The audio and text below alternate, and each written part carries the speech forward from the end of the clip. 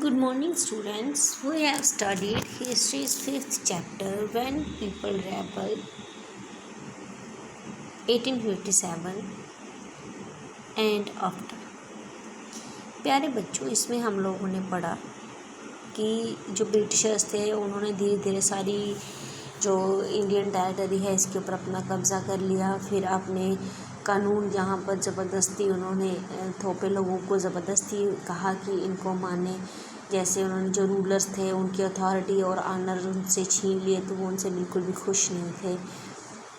फिर उसके बाद जो पीजेंट्स और जो स्पाइस थे उनके इमोशंस के साथ भी इन्होंने खेला, उनके इमोशंस को बहुत हर्ट किया, तो उससे भी जो लोग थे वो खुश नहीं थे।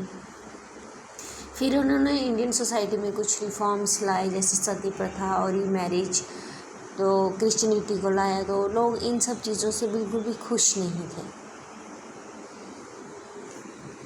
आगे है, आज हम लोग पढ़ेंगे from Meerut to Delhi. On 29 March 1857 a young soldier Mangal Pandey, एक सोल्जर था जिसका नाम था Mangal Pandey, was hanged to death for attacking his officer in Barrackpore. उसको फांसी की सज़ा दी गई थी क्योंकि उसने एक ब्रिटिश ऑफिसर की बराकपुर में डेथ कर दी थी। कुछ दिन पहले some sepoys of regiment at will refuse to do the army drills using the new cartridge. ये जो आर्मी के सिपाही थे इन्होंने एक विद्रोह किया मेरठ में। उन्होंने कहा कि जो ब्रिटिशर आर्मी के ड्रिल्स हैं, जो उनकी चीज़ें हैं, उसमें नए जो कैट्रिजेस यूज़ किए गए हैं तो वो उनको यूज़ नहीं करेंगे, क्योंकि ये कहा गया था दैट कि वो जो ड्रिल्स हैं, वो जो हथियार हैं, वो फील्ड किए गए हैं, कोटेड किए गए हैं with the fat of cow and pig और काऊ के जो फैट है उस मतलब उसकी चर्बी उसके ऊपर लगाई गई है। तो करीब 85 स्पाइस जो हैं वो डिसमिस किए गए सर्विस से और उनको 10 साल की सज़ा भी सुनाई गई क्योंकि उन्होंने ब्रिटिश ऑफिसर्स की बात नहीं मानी। तो ये घटना हुई थी 9 मार्च 1857 को। Response of the other Indian soldiers in Meerut was quite extraordinary. On 10th May, the soldier marched to the jail in Meerut and released the imprisoned spies. 10 मई को ये जो सोल्जर्स हैं इन्होंने मेरठ की जेल पर अटैक कर दिया और वहाँ पर जो 84 स्पाइस थे उनको वहाँ से बाहर निकाल दिया। और जो ब्रिटिशर्स थे उनके ऊपर अटैक किया, बहुत सारे ब्रिटिशर्स को मारा, उनसे जो गन्स हैं, उनकी जो एम्यूनिशंस हैं और जो उनके बिल्डिंग्स प्रॉपर्टी हैं वहाँ पर आग लगा दी। और जो ब्रिटिशर्स हैं इनको फिरंगीज़ जो हैं वो डिक्लेयर कर दिया कि ये फिरंगी हैं। सोल्जर्स ये चाहते थे कि ये जो रूल ब्रिटिशर्स रूल है इसका इंडिया में एंड हो जाए, इनको इनका रूल नहीं चाहिए।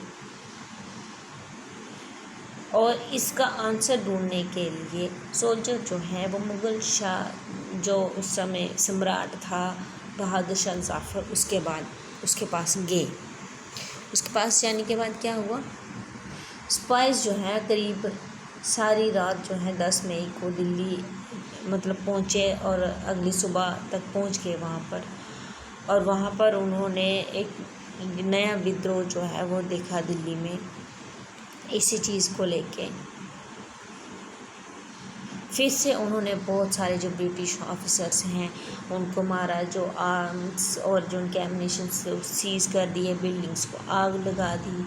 बहुत सारे सोल्जर्स जो रेड फोर्ट में थे वो बहादुर शाह ज़फ़र जहाँ पर रहते थे उसके पास गए और उनसे ये मिलने की डिमांड की। तो उसके बाद जो स्पाइस थे उन्होंने बहादुर शाह ज़फ़र से मिलने की जो है वो डिमांड की और उन्होंने कहा कि अब ये जो ब्रिटिशर्स हैं वो उनको चैलेंज करेंगे। और उन्होंने उनको फोर्स किया कि वो उनका मेन लीडर बने और उन्हें जो है वो गाइड करे, उनका हेड बने।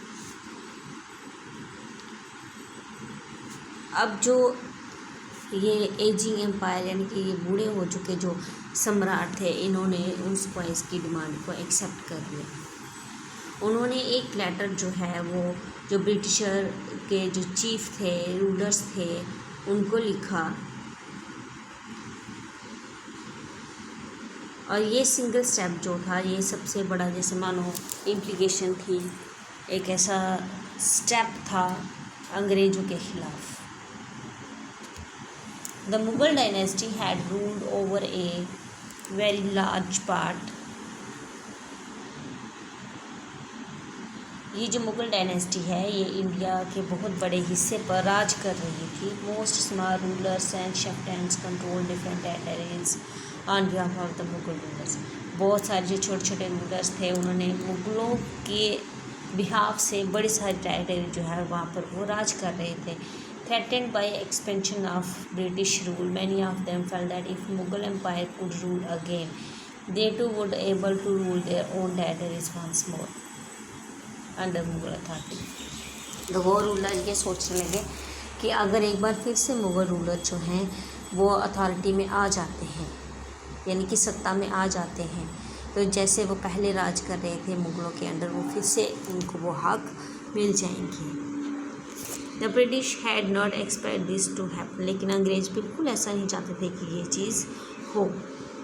They thought the disturbance caused by the issue of the carriage would die down, but Bahadur Shah Zafar decision to bless the rebellion changed the entire situation dramatically. अंग्रेज़ों ने मतलब जिस वजह से ये प्रॉब्लम क्रिएट हो रही थी उस इशू को सॉल्व करने के लिए कहा, लेकिन बहादुर शाह ज़फ़र के जो डिसीजन था ये एक आशीर्वाद की तरह साबित हुआ और सिचुएशन जो थी वो बिल्कुल चेंज हो गई।